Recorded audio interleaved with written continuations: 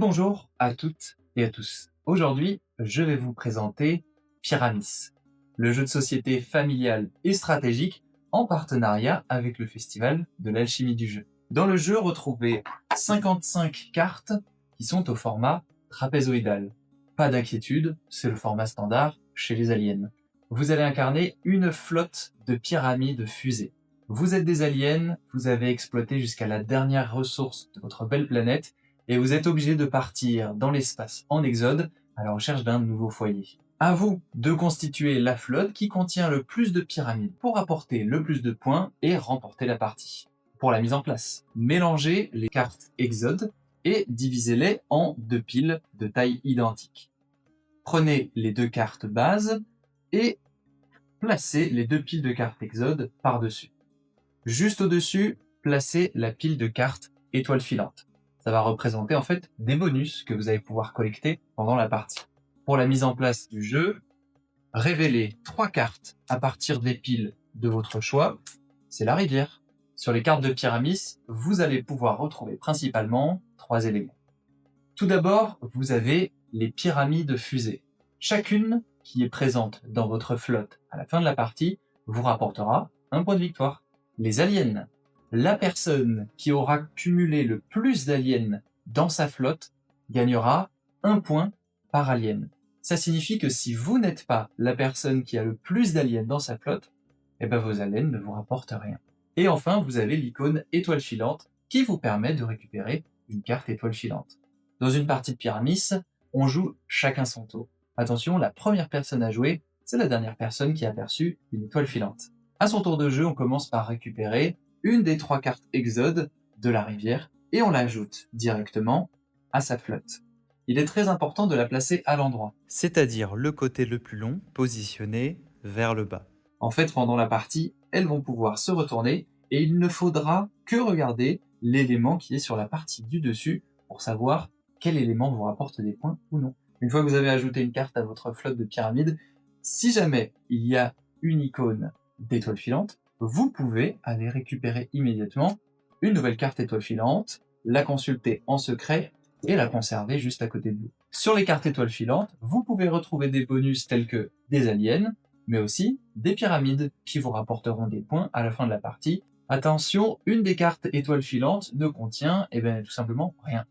Si jamais vous devez récupérer une carte étoile filante alors que la réserve est vide, alors choisissez n'importe quelle autre personne et vous pouvez lui prendre une carte étoile filante au hasard. Il faut ensuite combler la rivière puisqu'il doit toujours y avoir 3 cartes. Choisissez alors une des 2 pioches, prenez la carte du dessus et placez-la dans la rivière. Observez bien le dessus des cartes des pioches. Vous avez dessus des pyramides. Et si jamais une paire s'y retrouve, alors ça va lancer une manœuvre de rotation. Dans cette situation, par exemple, on retrouve une paire de pyramides bleues. Tout le monde retourne alors à 180 degrés une de ces cartes bleues. Dans cette situation, par exemple, au lieu d'avoir une pyramide, qui est maintenant sur la partie basse, j'ai un alien. Au fur et à mesure de la partie, vous allez alimenter votre flotte dans l'objectif de former une pyramide. Le schéma est très précis à respecter. Vous devez avoir 4 cartes sur la base, puis 3 cartes, 2 cartes et une carte sur la partie du dessus. À votre tour, lorsque vous choisissez une carte à ajouter à votre flotte, vous allez la placer par rapport aux autres cartes qui ont déjà été placées. Par exemple, dans cette situation, je peux choisir de placer ma carte sur la droite ou sur la gauche de la carte précédente. Un petit peu plus loin dans la partie, lorsque je choisirai d'ajouter une nouvelle carte exode à ma flotte de pyramides, je pourrais choisir également de la placer sur la droite, sur la gauche, ou alors sur le dessus, à cheval entre 2 cartes. Au fur et à mesure des tours de jeu, votre pyramide va donc se constituer jusqu'à ce que vous ayez atteint la forme finale qui est présentée juste ici. Petite précision sur les règles de rotation. Si jamais plusieurs paires de pyramides sont visibles, par exemple ici, une paire de pyramides violettes et une paire de pyramides bleues, vous allez retourner une carte de chacune des paires. Donc, une carte de couleur bleue et une carte de couleur violette. Attention, si une carte est présente en dessous d'une autre, elle n'est plus accessible et ne peut plus être retournée.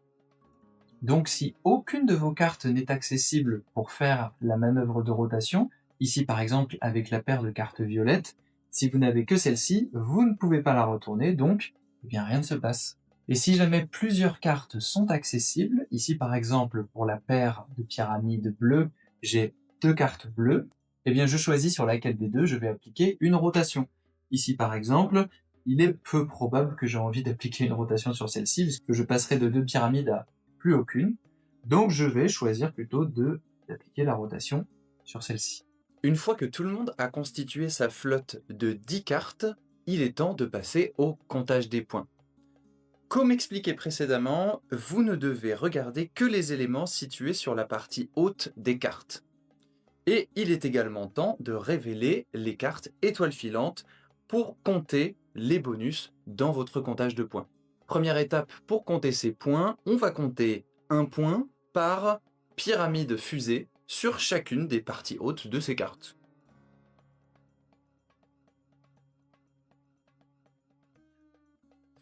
Ici, je suis donc à 19 points et je rajoute un point avec une pyramide fusée qui est présente sur une de mes cartes étoiles filantes.